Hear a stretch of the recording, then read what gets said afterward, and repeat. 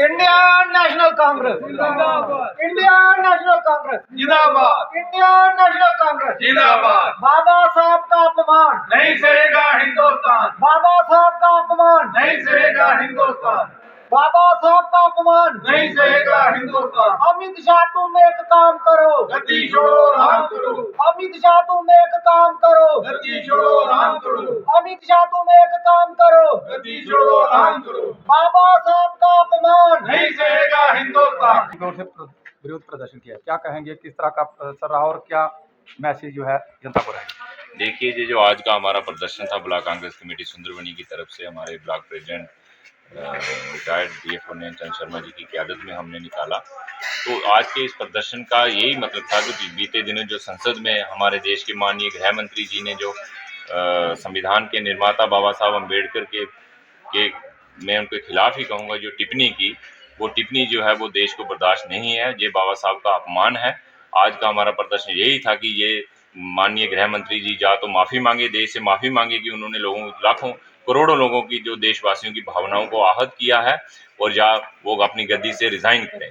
इस बात को लेकर आज हमारा प्रदर्शन था, और ये आपने देख रहे हैं कि पूरे देश में जो है वो प्रदर्शन निकल रहे हैं। इसी कड़ी में आज हमने भी सुंदरबनी में अपना रोज प्रदर्शन जो था वो हमने दर्ज करवाया कि ये जो संविधान के निर्माता बाबा साहब के खिलाफ ये जो टिप्पणी आपने की, ये कोई छोटी मोटी बात नहीं है, ये बहुत बड़ी बात है। ये करोड़ों देशवासियों के जो भावनाएं हैं जो वो आहत हुई। ये पूरे देश के लिए दुर्भाग्य की बात है जो उन्हें बाबा भीमराव अम्बेडकर जी पर इस तरह टिप्पणी करी है, उन्हें नहीं करनी चाहिए थी। एक बड़े संवेदनशील ओहदे पर हैं वो, तो माननीय प्रधानमंत्री को मैं तो समझता हूँ कि इसके लिए उनका इस्तीफा लेना चाहिए।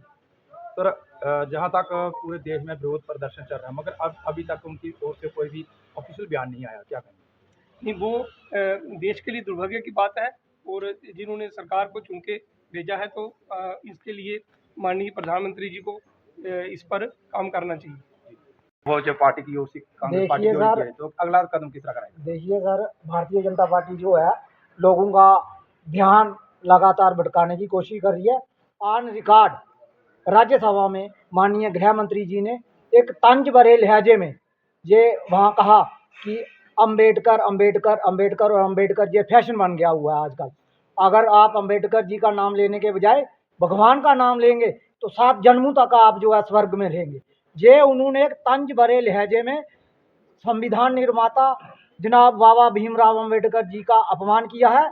इसके लिए हम सभी कांग्रेसी कार्यकर्ता, समस्त कांग्रेसी ये डिमांड करते हैं कि माननीय गृह मंत्री जी सामने आए और देश की 140 करोड़ जनता से माफ़ी मांगे और माननीय प्रधानमंत्री जी गृह मंत्री जी को बर्खास्त करें।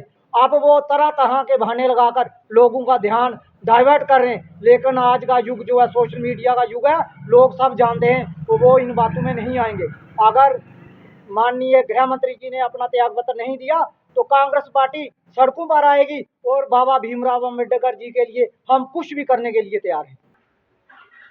जैसा कि आज सुंदरबनी में ब्लॉक सिहोट और सुंदरबनी के कांग्रेस के कार्यकर्ता जो उन्होंने विरोध प्रदर्शन किया कि 2 दिन पहले पार्लियामेंट के अंदर जो हमारे माननीय गृह मंत्री जी ने संविधान के निर्माता डॉक्टर भीमराव अम्बेडकर जी का अपमान किया है, उसके विरोध में आज कांग्रेस कार्यकर्ता ने अपने रोष यहाँ रैली निकाली। माननीय गृह मंत्री जी, प्रधानमंत्री जी ने लोगों के काम करने चाहिए, ना कि जातिवाद की लड़ाई जो है लोगों में लगवानी चाहिए। बेरोजगारी की समस्या है, महंगाई की समस्या, उस पर नहीं जाते। जो हमारे नेता राहुल गांधी जी ने पार्लियामेंट में बार बार कहा कि देश को प्राइवेट सेक्टर में धकेल रहे हैं, अडानी जी का नाम ले रहे हैं, तो उस पर ये चुप्पी साधे हुए हैं, उस पर ये कोई जवाब नहीं देते, और उल्टा लोगों को आपस में लड़ाने की जो साजिश उन्होंने रचाई हुई है, धर्म की लड़ाई लगवा रही है, तो उस पर हम कांग्रेस पार्टी जो है इसकी घोर निंदा करती है।